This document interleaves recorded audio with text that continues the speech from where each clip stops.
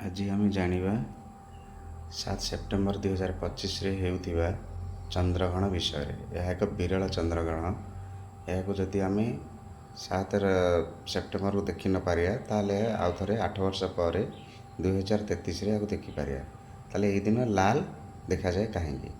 ଯେତେବେଳେ ସୂର୍ଯ୍ୟ ଚନ୍ଦ୍ର ମଧ୍ୟରେ ପୃଥିବୀ ଆସିଥାଏ ସେହି ସମୟରେ ସୂର୍ଯ୍ୟଙ୍କର କିରଣ ଚନ୍ଦ୍ର ଉପରେ ସିଧାସଳଖ ପଡ଼ିବାରେ ନାହିଁ, କିନ୍ତୁ ପୃଥିବୀର ବାୟୁମଣ୍ଡଳରୁ ବିଚ୍ଛୁରିତ କିରଣ ଆସି ଚନ୍ଦ୍ର ଉପରେ କିଛିଟା ପଡ଼ିଥାଏ। ସେଥିମଧ୍ୟରୁ କିଛିଟା କିରଣ ପଡ଼ିଥାଏ ଯାହାକି ଲାଲ ରଙ୍ଗର ହୋଇଥାଏ ଏବଂ ସେ ଲାଲ ରଙ୍ଗର କିରଣ ପଡ଼ିଥିବା ଯୋଗୁଁ ଚନ୍ଦ୍ର ଆମକୁ ପୃଥିବୀରୁ ଲାଲ ଦେଖାଯାଇଥାଏ। ଏହାକୁ ଆମେ ବ୍ଲଡ଼ ମୁନ୍ ବୋଲି କହିଥାଉ। ଏହିପରି ବିରଳ ଚନ୍ଦ୍ରଗ୍ରହଣଟି 7 ସେପ୍ଟେମ୍ବର 2025 ମସିହାରେ ଦେଖାଯାଉଛି, ଯାହାକି ପୁଣି 8 ବର୍ଷ ପରେ ଦେଖାଯିବ। ତେଣୁ ଆମେ ଜାଣିଲେ ଚନ୍ଦ୍ର କାହିଁକି ଲୋହିତ ଦେଖାଯାଏ।